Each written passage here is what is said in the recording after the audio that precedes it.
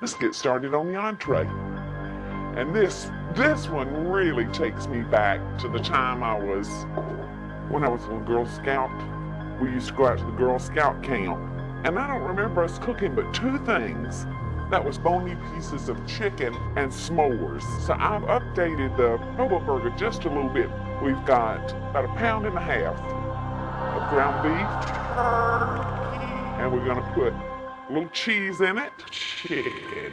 And I'm using Jack, but you can use any kind you want to. I've got a cup of cracker crumbs. And they're just an ordinary saltine cracker. We're gonna put in about 2 teaspoons of house seasoning, about 1/2 cup of chopped green pepper, and just maybe about 1/4 of a cup of lemon juice, maybe not quite that much, that looks good, and 1 egg. And we're gonna go to work.